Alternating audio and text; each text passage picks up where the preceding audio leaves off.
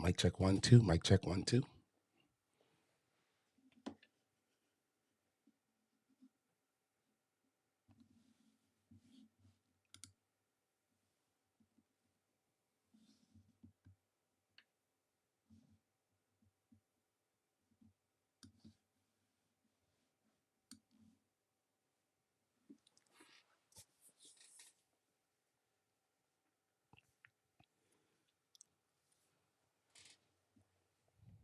Mic check 1 2. Mic check 1 2.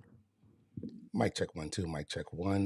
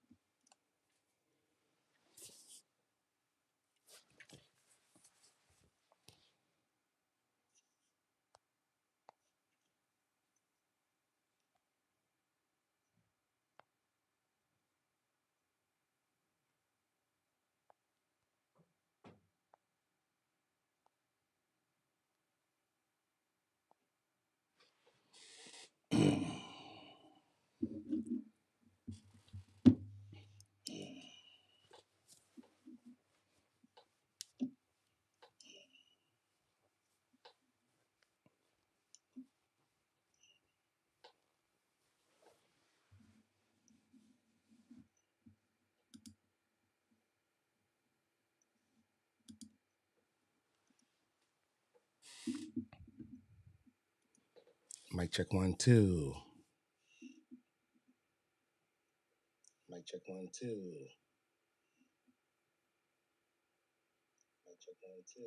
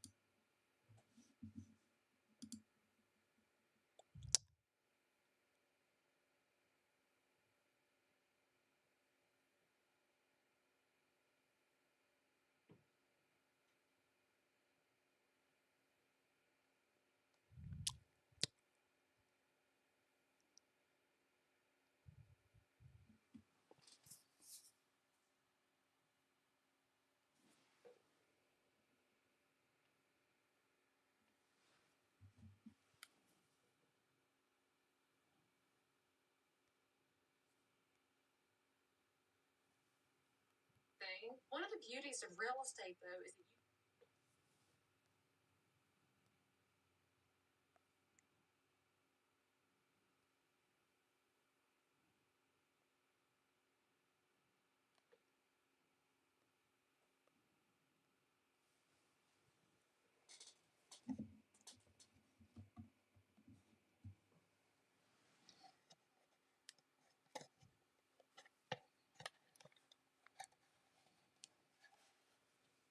you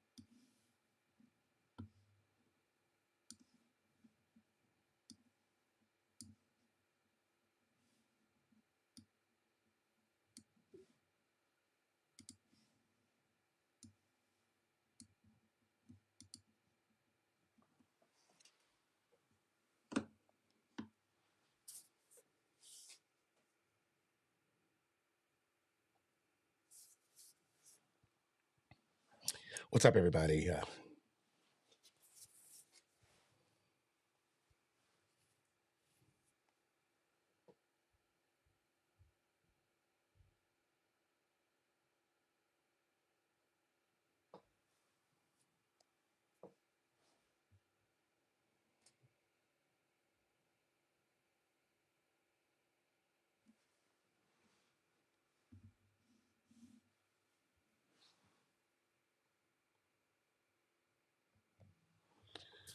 What's up, everybody? It's Chris Wright, Real Estate Happy Hour. It's more like a coffee happy hour. So if you're joining me, if you missed the beginning of this, I'm going to save it to Facebook. It'll be on YouTube. We'll also be in podcast version. And don't forget to like and subscribe and give me 5 stars for my effort. This is not an easy endeavor, coming before you guys, being vulnerable, answering questions. But I get so many questions in my mailbag, or I call it a mailbag. It's actually inbox. I get emails, I get text messages, and then I write those down and keep them because you never know when those questions are going to come up again. And if you guys want to join in and answer any of the questions on your own, feel free. I don't mind comments. Sure, we'll go from there. Anyway, happy President's Day. I believe it's a holiday. I didn't even realize it till last night. I guess this is the day that we honor our presidents throughout history. And then we just enjoy the day off. If you have the day off, great. Hopefully you're home having coffee, watching the Today Show or whatever program you like, and enjoying your kids, making a lot of noise, getting on your damn nerves. What are you doing? Are you going on vacation for the week? School's out, or are you going to just sit home and Netflix and chill? I don't know. I know what I'm going to do. I'm going to work. I'm in real estate, so I really didn't take this week off. I always forget about. Let me ask you a question. I have a dilemma. Do you actually take a week off from work and go on vacation when the kids are out, or do you just work as normal and let the kids fend for themselves? I've always looked at it as a day. I know growing up, my parents never took time off when school was out, so I never even thought to do that. But then I see on Facebook and other social media where people are actually taking days off and going on vacations and camping trips, and not some, especially during the winter break. I never thought of doing something like that. So happy President's Day. I hope that you're going to enjoy the week with the kiddos.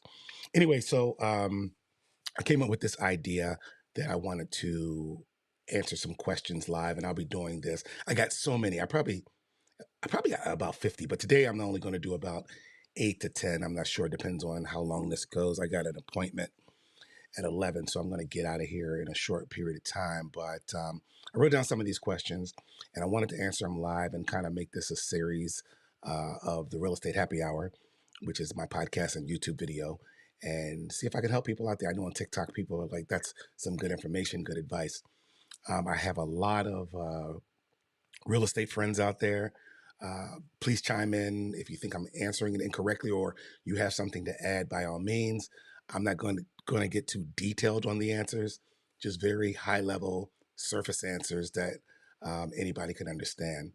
All right, so let's jump right in. So question number one, the person said, "I'm torn between buying a fixer upper and a move-in ready home. Which option would you provide better long-term value?" That's an age-old dilemma. Let me break it down for you. So a fixer-upper, think sweat equity, think customization, and lots of money. And when I say lots of money, it means that you really, really need to do your research on how much things cost, whether you're going to do it yourself, whether you're going to get a contractor to help out, contractor time restrictions, when can they be at the house, how long is your house going to be in disarray, dusty, plastic covering all over the place, when will you get your house back, when will you be able to move in? Those are some of the things you want to think of when it comes to a fixer-upper.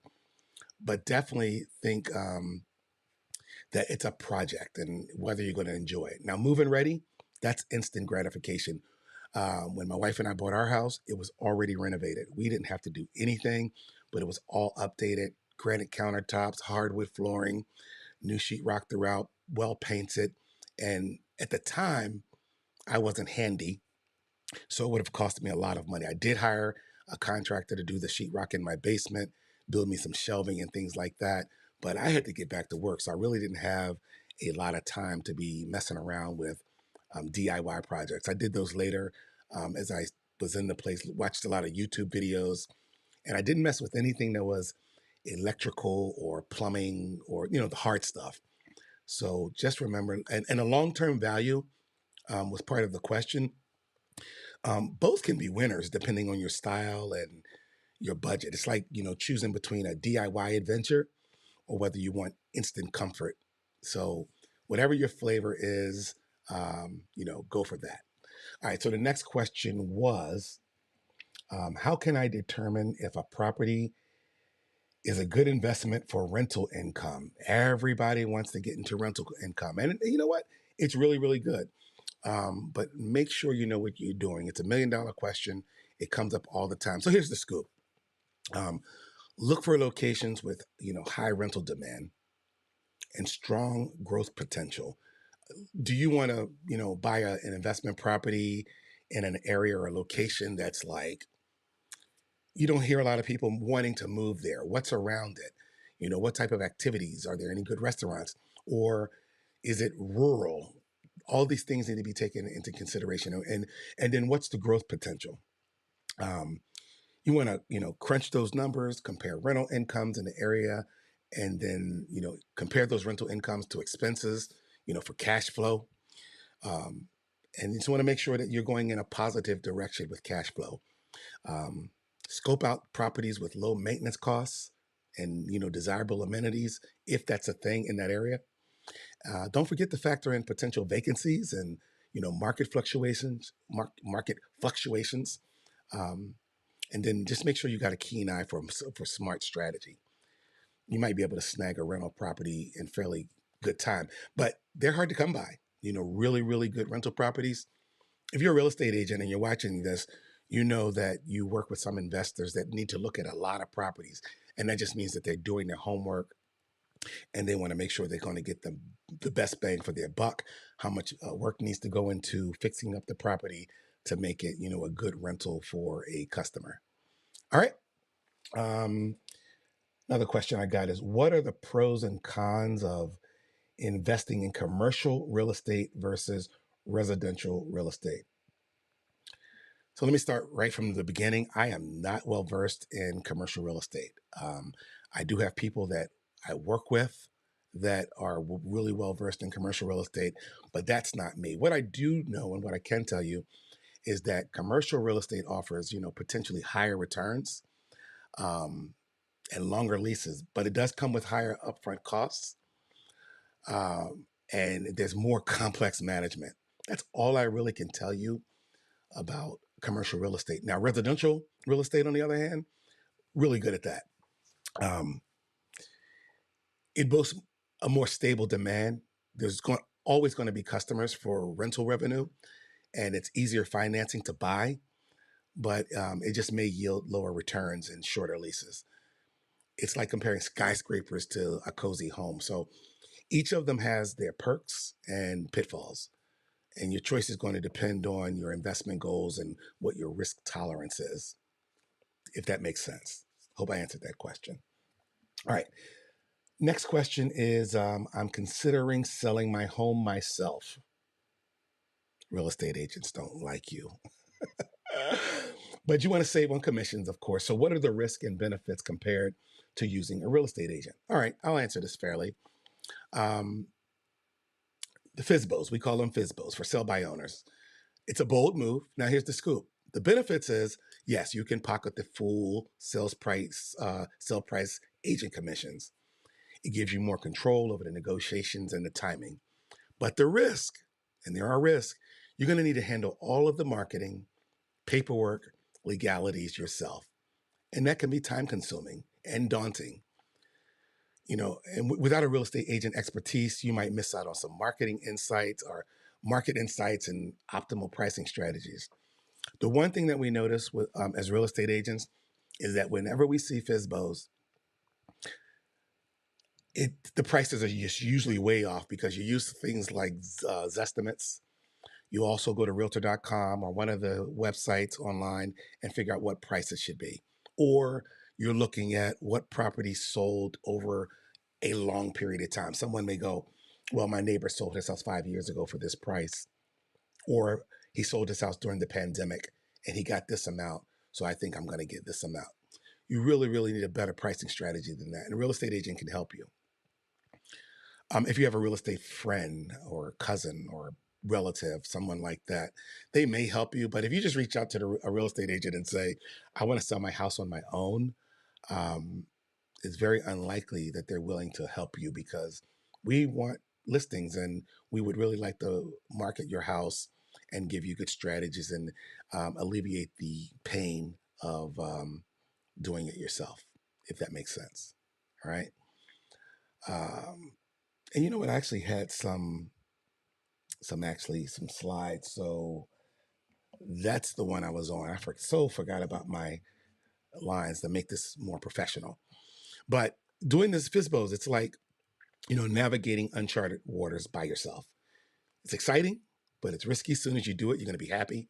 But over a couple of days, or you get so many calls and inquiries, people knocking on your door, phones ringing, you're at work, you're trying to navigate this whole thing of selling it on your own. You might decide, you know what, maybe it's better to get a real estate agent and help me with this.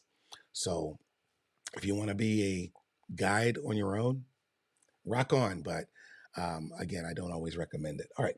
What is the next question? How do I navigate the complexities of buying property in a seller's market? So that was really a big problem during 2020 and 2021. There was tons and tons of multiple offers. So I'm not going to talk about the frenzy, the crazy times. I want to talk about the complexities of buying in a seller's market during a normal time. We call it "Welcome to the Wild World of buying in a seller's market." So here's your survival guide. You want to act fast. All right. Properties do fly off the shelves, especially the good ones, the desirable ones, as they say. So be prepared to make quick decisions. You want to come in strong, make your offers competitive, and make sure you have a solid down payment. And always, always, always have a pre approval letter. You can't negotiate without the funds to do this.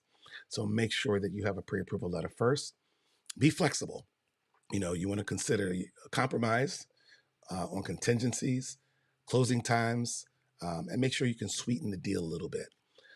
Also, stay patient. And, it's a tough market, but the right opportunities will come along. Just keep your eyes peeled and think of it like a high stakes game of house hunting roulette. All right. But, for buyers, buying in a seller's market is tough. It can be fast paced, it can be thrilling, but it can also, like I said, it can be fun. So there's that. So, what's the next question? What are some strategies for negotiating a lower price on a property? Well, we all want a lower price, right? Um, call that the art of negotiation. So let's dive in here a little bit. Here's some savvy strategies. Do your homework. Research comparable sales in the area. You want to gauge, property value, true property value, not Zestimates, not some online quick answer.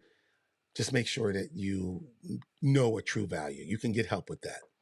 Your real estate agent will typically help you with that as well. Start low. There's nothing wrong with starting low. Make an initial offer, below the asking price. Leave room for negotiation. You want to highlight some of the flaws when you go on the showing. Um, Point out any issues or needed repairs just to justify the lower price. Because some people are always going to ask, hey, Chris, how did your client come up with that price? And I don't know. But if I understand, I can tell them what my client was looking at when we were walking to the house. You can sweeten the deal, as I said earlier, by, offering a quick closing. Um, Larger earnest money deposits help sometime. Flexible terms to entice the seller, whether they want to, they may need time to find a house after they sell or while their house is on the market. They may want to close in a shorter time. So figure how you can help them with the timing of that. You want to stay firm but friendly. You want to negotiate with confidence. while maintaining a positive rapport with the seller. It's kind of like a dance, little give and take, but you want to, master the move. All right. What next? I'm interested in investing in real estate, but I have limited funds. Don't we all? Right? What are some creative financing options available to me? What are some creative financing options available to me? Now, some of these I'm going to mention you don't see often, but I'm going to throw them out there because people have asked me about them. So, house hacking, that's what most people do. They buy a multi-unit property, they live in one unit, and they rent out the others to cover the mortgage. That's the typical one. Then there's also seller's financing. You don't see that often, but depending on where it is, I usually see this in rural areas. I see this on mobile homes, but you can negotiate with the seller to finance the purchasing directly in bypassing traditional lenders. There's also assumable mortgages. Sometimes you can assume mortgages from people. Again, these are not things I see often, but you did ask for some ways to, for creative financing. You can partner up. If you, when I say partner up, that's like pooling resources with friends and families and investors. But just make sure that you get legal counsel and make sure that you have really, really good partners and people that you trust. And even though they're relatives and friends, still get a lawyer involved. Have pen and ink on paper to figure out the legalities of this. Friends can become enemies. Family can become enemies really quickly if you're partnering up in business. Um, what other lease options? When you can rent a property with an option to buy. That's something again that you don't see often. People contact me about rent to own all the time. I tell them another case where you want to get a lawyer involved.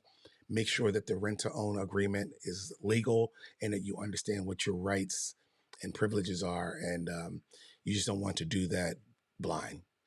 Uh, but these situations will allow you to build some equity up and save for a down payment if you want to rent a property with the option to buy later. Also, not something you see often, but we'll see. All right, what else we got out there? Hard money loans, borrowing from private lenders or investor groups. Um, that's typically higher interest rates, but it does provide faster approval and flexibility. People usually do this on fixer uppers or properties that need a lot of renovation, but all of this is like a real estate puzzle. You just got to find the right piece, and all your investment dreams, they'll fall into place. A lot of people want to do it, especially with Airbnb. Um, so just make sure that always get attorneys involved, get a real estate agent involved who's kind of familiar with this. And if that real estate agent is not familiar with this kind of stuff, they know people who are, probably more people than you do. All right, next question is how do I know if a neighborhood is up and coming or in decline before I buy property there? Now, this is a tricky one.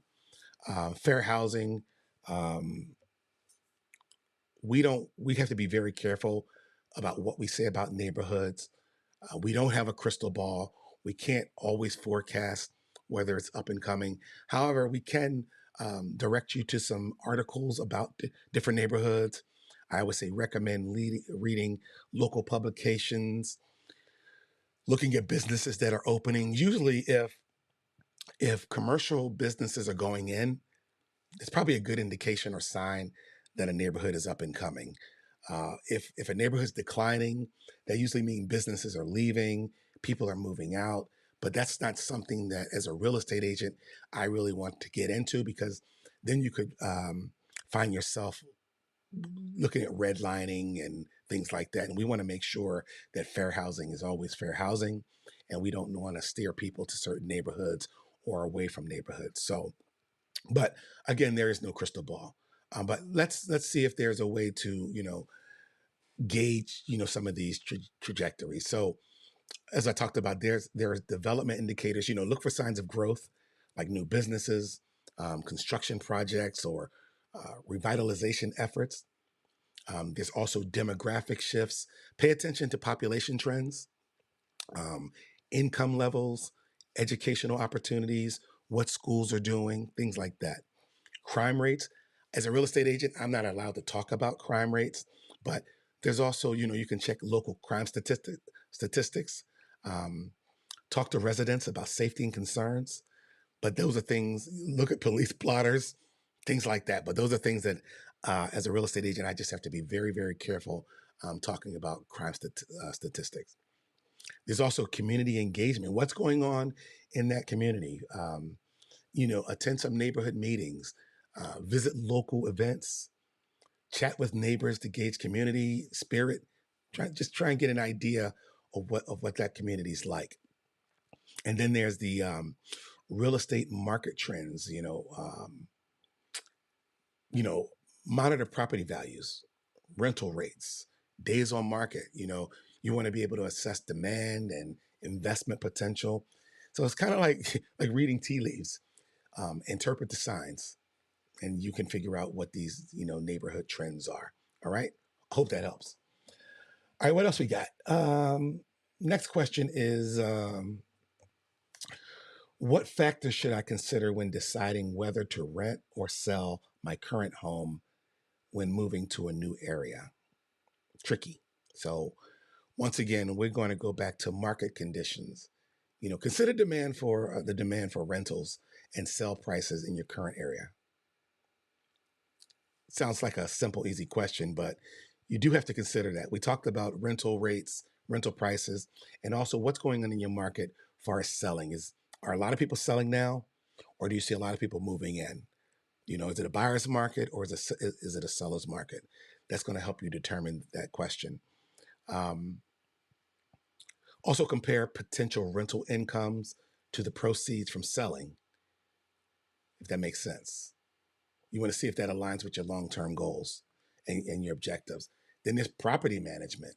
Determine if you're willing to handle the landlord responsibilities, because a lot of times you'll think it's easy, but if you work a full time job and you're taking phone calls from tenants and things like that, you may decide that you want a hands off approach. Also, with a lot of landlords, I used to live next door to my landlord.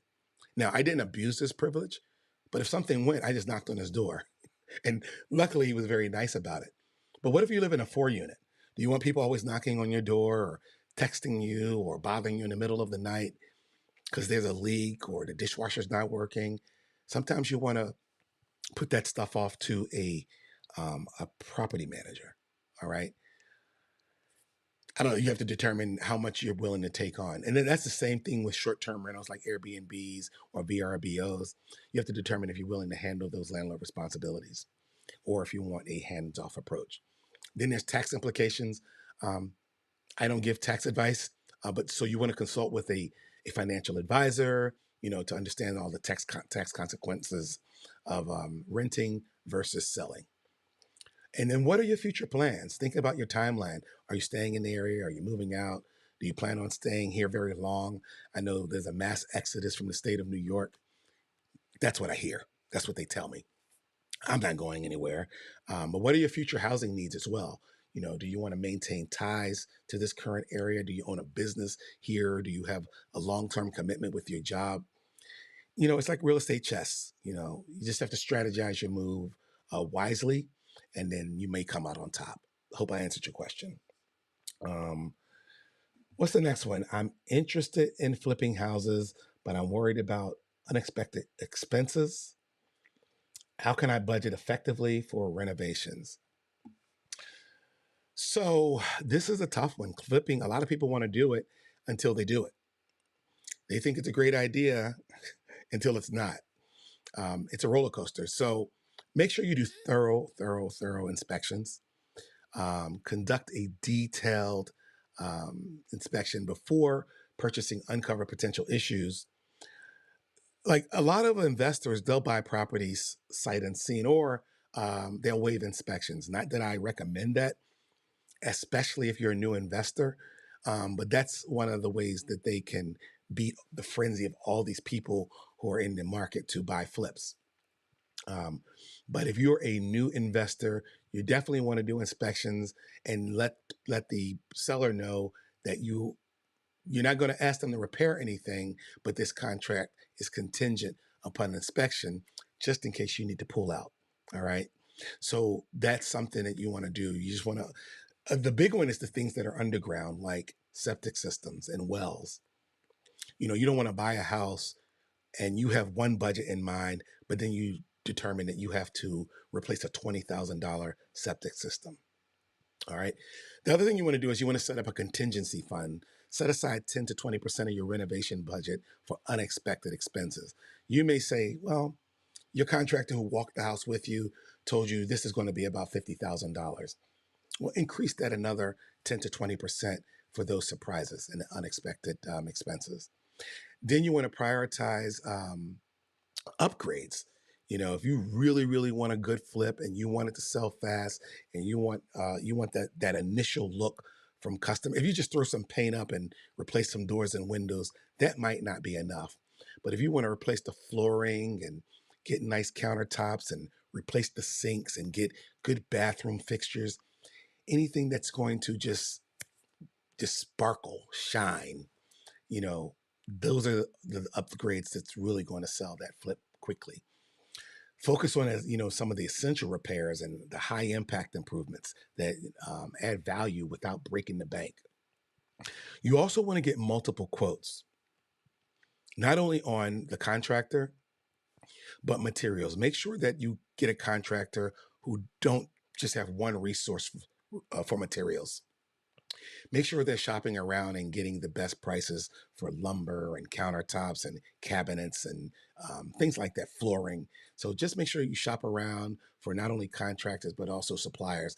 Your contractor may have one supplier and he or she may get a really good price, but make sure you look for suppliers too. So you can say, hey, I want to use this place for flooring because I found a really good price per square foot. All right.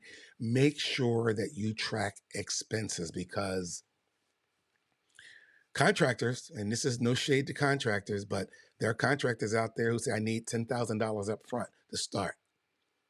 All right. You want a detailed accounting of what that $10,000 is for. Where is it going? All right. And then get a line item of that $10,000. If there's a large gap, if he says, well, 5,000 is for materials and 5,000 is for the first leg of work that I need to do. And this is extremely important if you're getting private lending money or hard money, because the hard money lender want to know, they may give it to you in draws. So they want to know what the first phase of their this money is going. All right. So make sure that you have a detailed accounting and you're tracking where all the funds are going. So track the expenses. All right. I know people who lost a lot of money not tracking expenses. They'll give their contractor $20,000. They'll come back 3 weeks later and go, okay, I need another 20. Well, what happened to the first 20? Because I haven't seen any work done and haven't seen any materials come to my house. And guess what they'll do? They'll get mad and they'll walk off the job and you've lost $20,000. And if you're doing hard money, you're still responsible for that first draw of money. So make sure that everybody knows where the money is going. All right. So keep meticulous records of all renovation costs. You want to monitor spending and identify areas for saving money. And by the way, the fluctuation of saving money can happen throughout the project. That's why you don't want your contractor, or you don't want to buy too many supplies up front. Because what if a 2x4 is $3.46 today, but it's $2.20 next week or next month? Guess what? You could have saved $1 per, piece of lumber over a period of time. So don't buy too much flooring. It's the same way, a room at a time, maybe. If you think you're really, really getting a good deal, and a contractor may push back on me on this, but if you think you're really getting a good deal by buying it all up front and it's just an outrageous price because the contractor forecast crystal ball is saying you'll never get a better price than this, then go ahead and buy it all up front. But make sure you get sound advice before doing that. But overall, it's like building this financial fortress, one piece at a time, one nail at a time. and you want to just be very, very careful planning and make sure you have a smart budget. All right. All right. That's all I'm going to go through today. I think, how much time have I used? Yeah, 36 minutes. This was perfect, guys. So hopefully that I've been able to answer some of those questions in my mailbag. Um, and I'm going to do this from time to time, just helping out. Again, this is the live edition. I'll always go live when I will have these mailbag questions. But other than that, you guys have a great day. That's the end of the live show. And I will talk to you guys later. Y'all have a happy President's Day. Take care.